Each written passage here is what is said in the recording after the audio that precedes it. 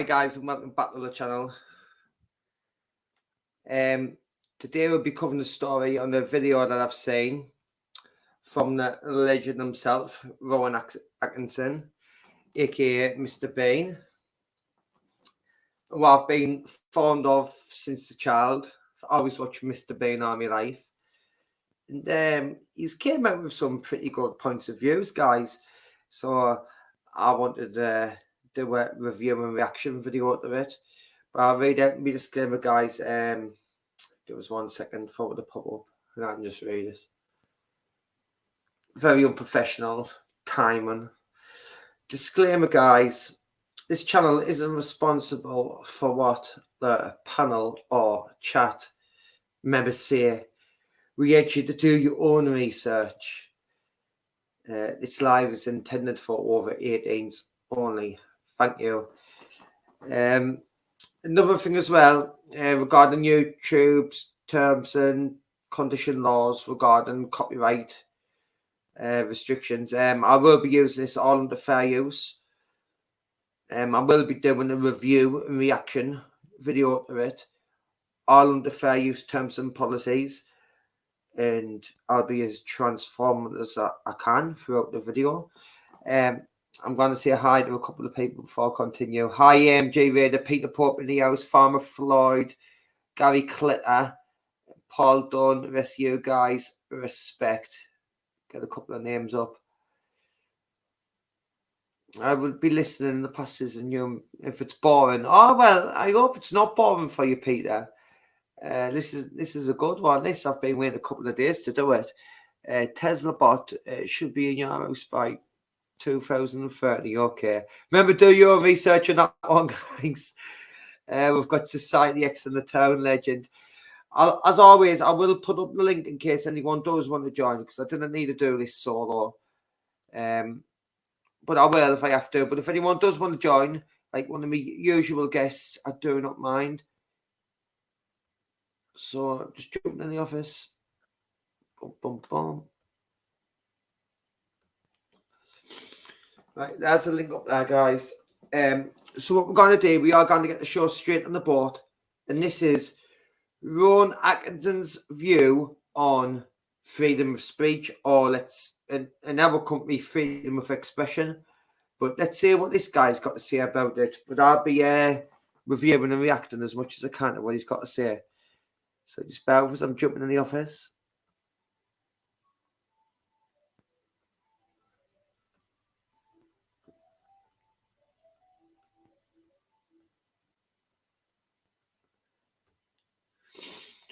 Wrong, right? So I've got that one wrong. Hold on, guys. Technical issue. Shared the wrong screen, that's all. Bear with us, jumping back in the office.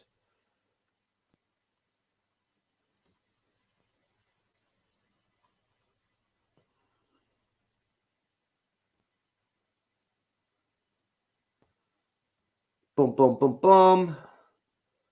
Right, there we go.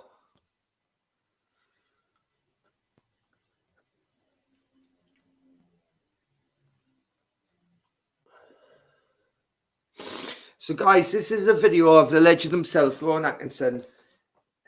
Just regarding Section 5, freedom of insult me is on the headline. And they've got an actual reform website regarding it, reformsection5.org.uk, which Rowan Atkinson himself is supporting. So I'm all for this one, guys. My ears is open. So we'll start the video. Let's go.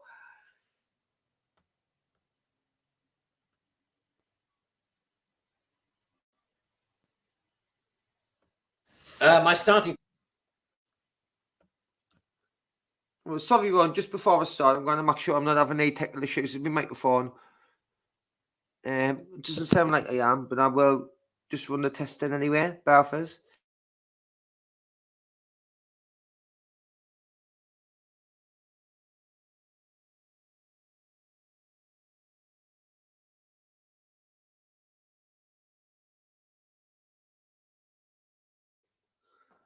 Yeah, it should be fine now, guys. Yeah, this is a good one. Society X. Yes, public eye. So yes, hope everyone got the cold, gamer. You're stiffing a lot. No, I haven't got a cold. I'm not. Me nose always runs. A great topic. Yeah. Excellent live earlier. Yeah, as always. Good evening, right? Let's get the show on about. Remember, this is Rowan Atkinson's opinion on freedom of speech, freedom of expression, and Section 5. So let's hear the guy out, guys. He deserves our respect. Come on, he's an icon.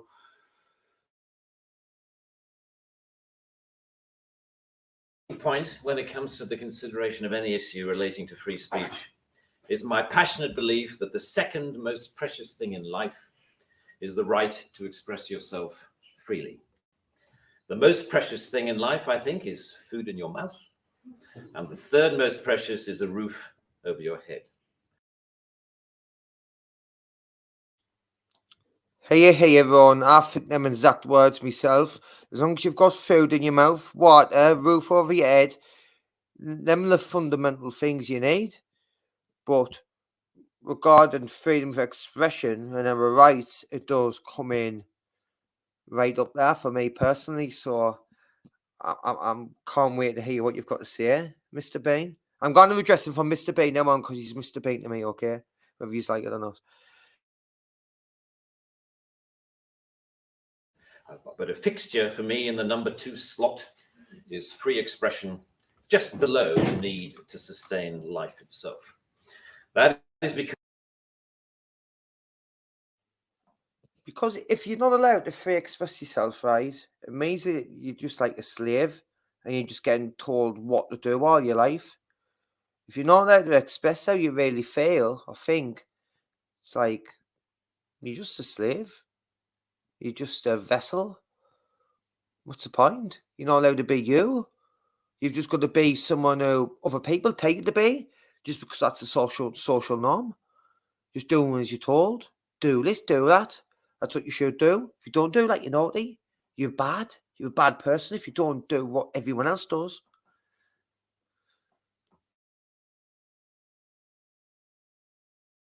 because I have enjoyed free expression in this country all my professional life and fully expect to continue to do so. Personally, I suspect highly unlikely to be arrested for whatever laws exist to contain free expression because of the undoubtedly privileged position that is afforded to those of a high public profile. So my concern... So it's like, if you haven't got a high public profile, your voice will not get heard. You're allowed to express yourself when you're not able to express your emotions if you're a high public profile. Yeah. But if you're not, it's no. Concerns are less for myself and more for those more vulnerable because of their lower profile. Like the man arrested in Oxford for calling a police horse gay, or the teenager arrested for calling the Church of Scientology a cult. Have I really just heard that right? Arrested for calling a police horse gay. Arrested for calling a Church of Scientology a cult. Fair enough, I sort of get that one a little bit. But calling a police horse gay. The Church of Scientology is sort of a cult. I'll say it now. Church of Scientology is a cult. What are you going to do? Come and knickers. I think it's a bit of a cult. I think churches can be cults, depending which ones. In some religions, I'd freely say that. God almighty. Listen to Rowan, guys.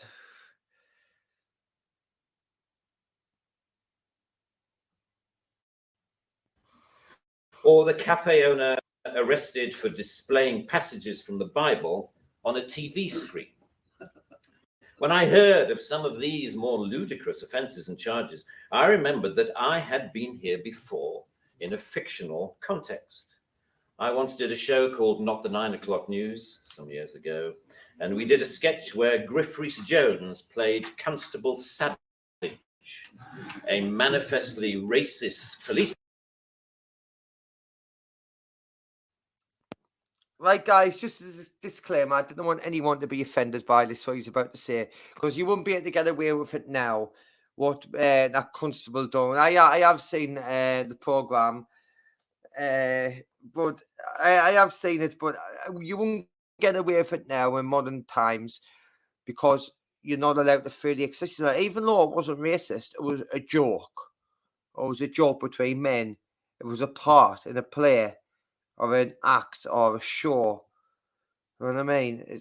But you wouldn't be able to do that now because no, it might offend people about whether it's not whether you even saying to somebody anymore.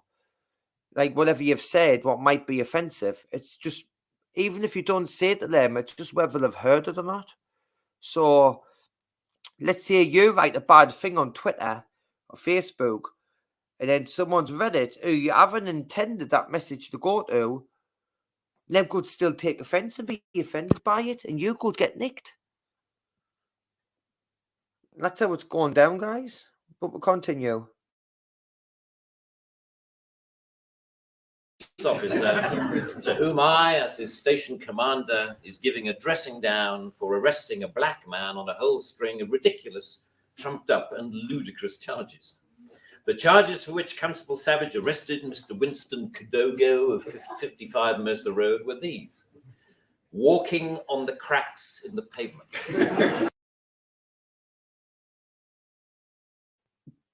Walking in the cracks of the pavement.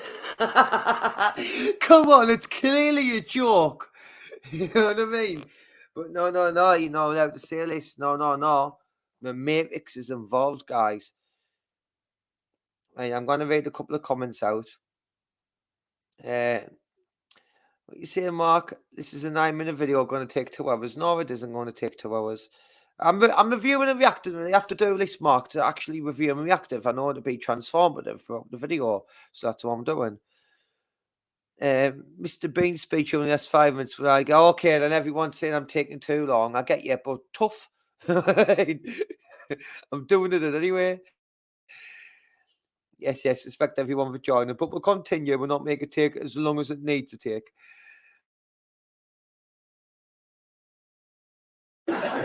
Walking in a loud shirt in a built-up area during the...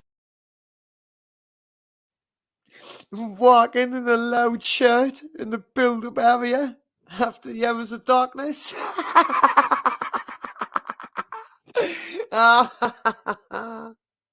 I love it. Hours of darkness. And one of my favorites, walking around all over the place. That's like public eye, just wandering about all over the place. He was also arrested for urinating in a public convenience and looking at me in a funny way.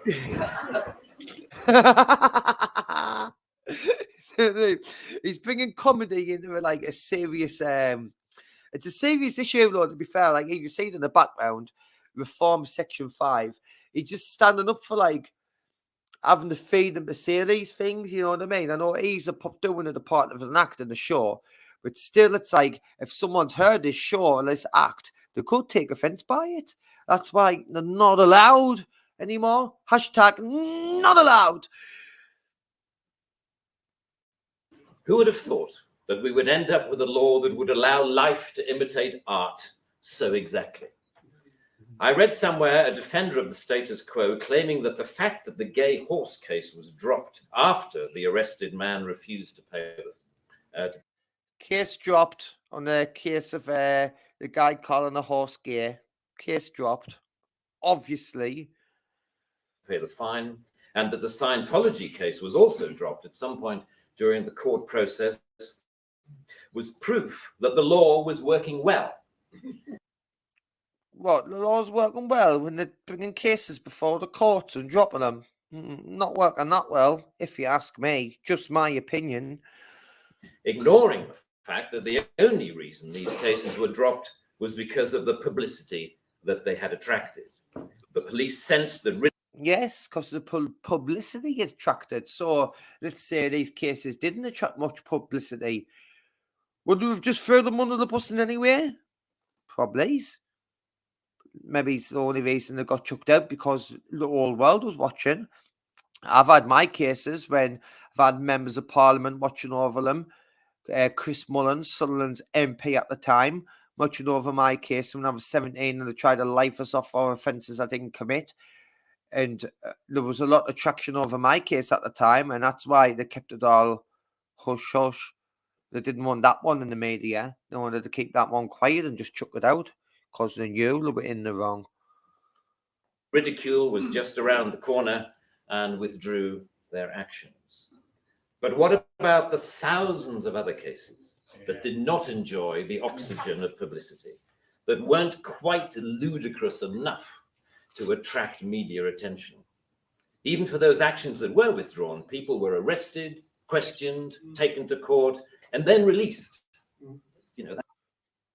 So you've been arrested, charged, caught, then released when they realise they've got nothing and you fight for your innocence.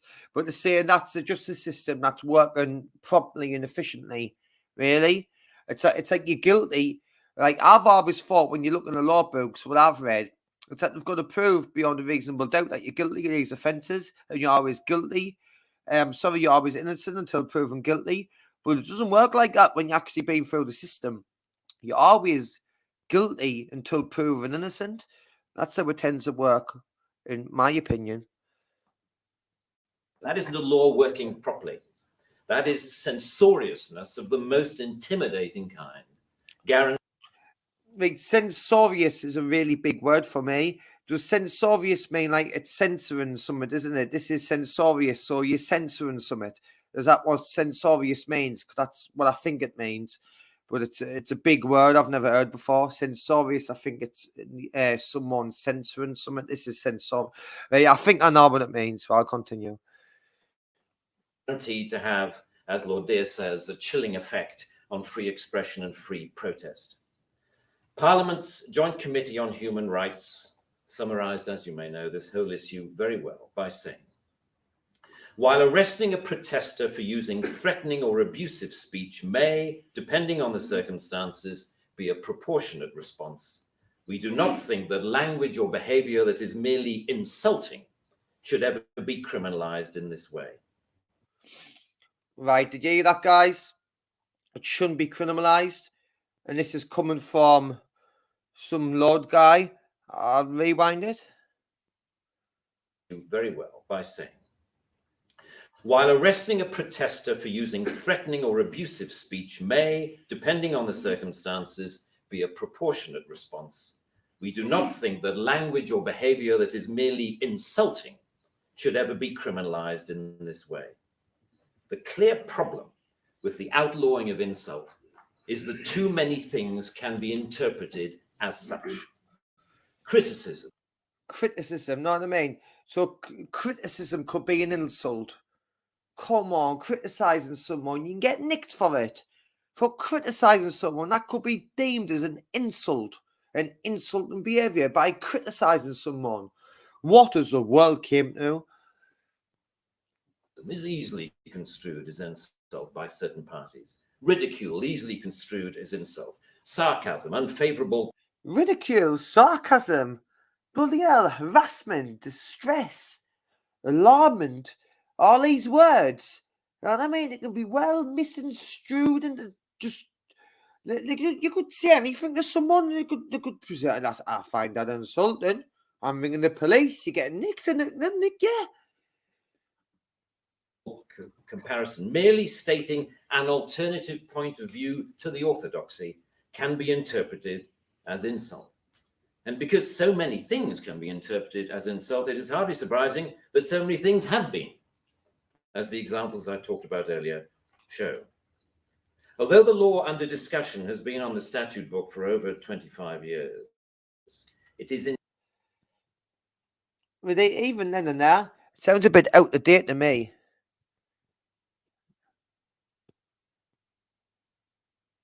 Can you hear us, guys? I hope my microphone's working. Because I've been talking that entire time. Hello? Oh, it says it's working. Is the microphone working fine, guys? Just let us know. You see, public eye. You should be doing life in jail the amount of time you criticise with the curl and started on YouTube. Exactly, you know? Precisely. But I'm not.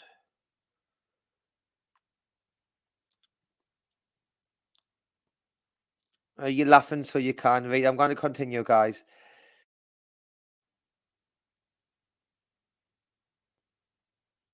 Indicative of a culture that has taken hold of the programs of successive governments, that with the reasonable and well-intentioned ambition to contain obnoxious elements in society, has created a society of an extraordinarily authoritarian and controlling nature. Controlling nature is all I've heard there. It's a control mechanism. That's why they want to silence you and didn't want you to have this freedom of speech. Fair enough, I've got freedom of expression, but we're even lucky to have that. Even they're trying to take that away by what you can and cannot say to people.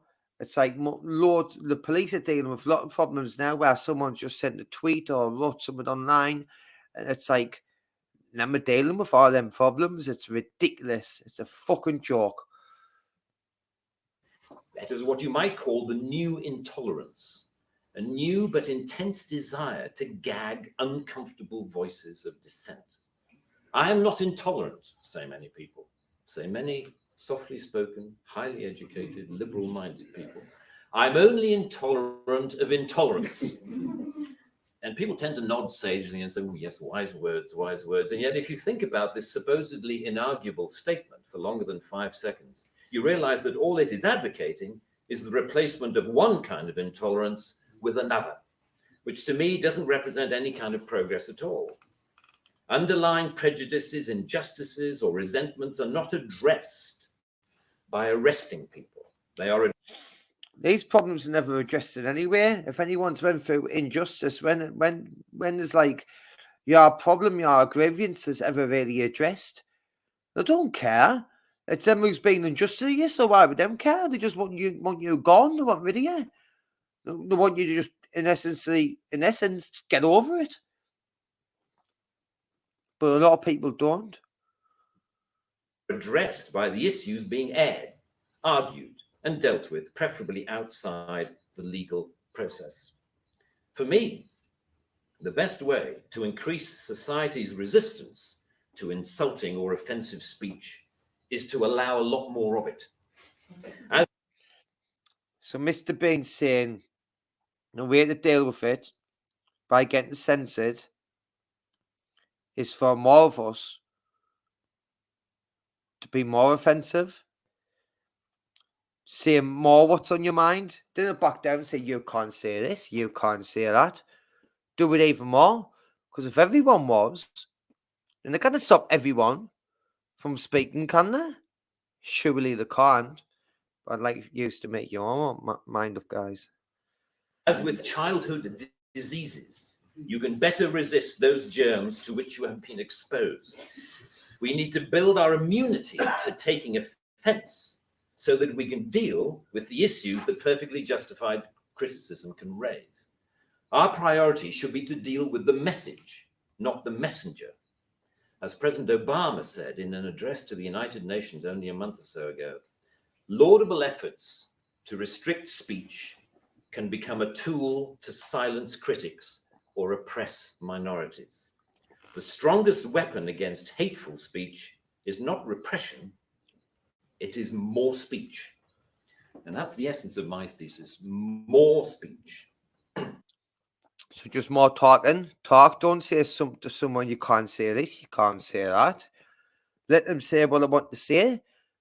And then eventually you can have your opinion, whether that's right or wrong.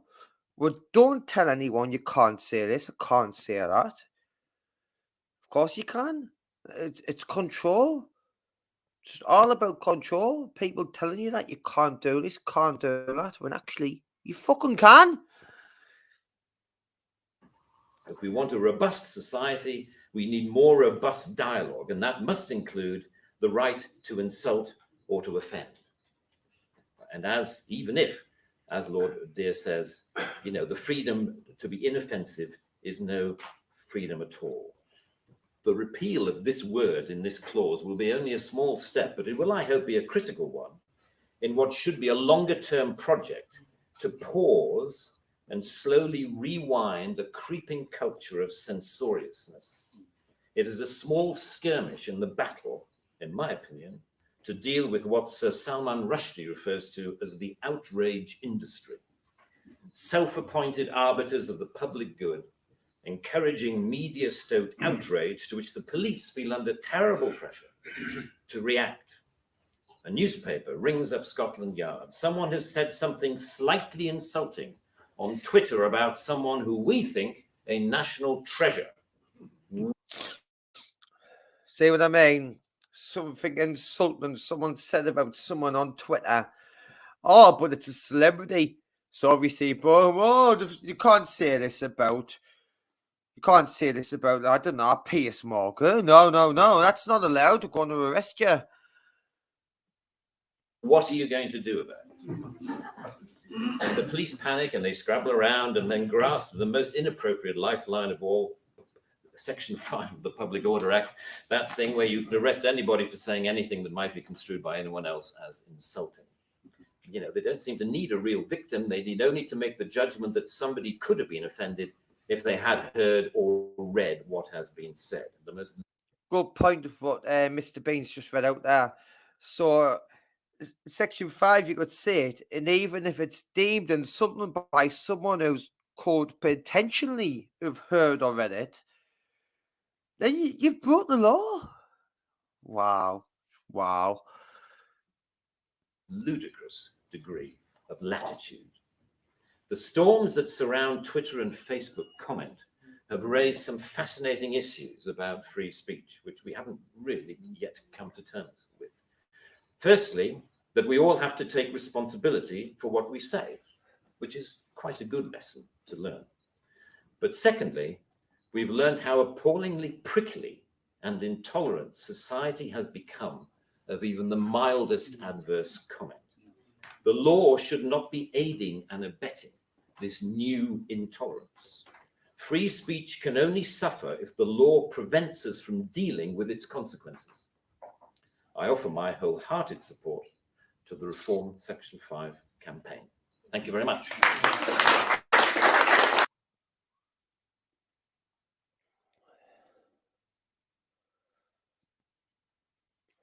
Well, cheers for that, Mr. Bean. Is there anything any guys in the comments want to add?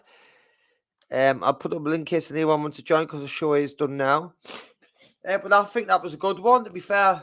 And I wanted to share that with you guys in case any of you haven't seen it, doing my own review on it. What he's basically telling you Section 5 is a joke. It's a joke. Trying to tell us what to say, whether you can be offended or not. You know what I mean? So I tell you to fuck off or you're offended. Oh, I'm going to get nicked. So you've heard me say it, someone fuck off. Oh, I'm offended by that. You can get nicked. Whatever. It's a joke.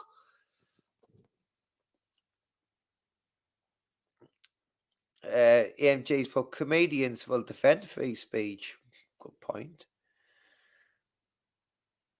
Gary Clitter loves us. Okay. Police are too busy arresting people over social media posts, then arresting proper criminals. It's definitely a sad world we live in right now. Exactly, public eye. Precisely, brother.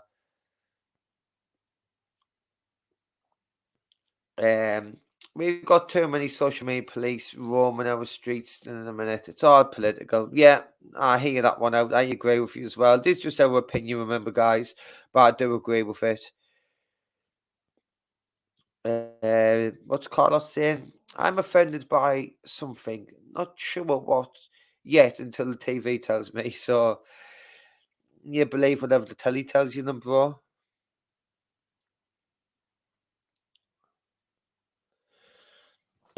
Yeah, guys, that was just my point I wanted to share with you. I hope it ran smoothly and it wasn't glitchy or nothing. On that note, I am going to shut it down. I did want to keep this one very short and sweet. So I'm going to thank you all for jumping in. Big up public eye, AMJ, the rest of you. On that note, thank you for watching. Cheerio.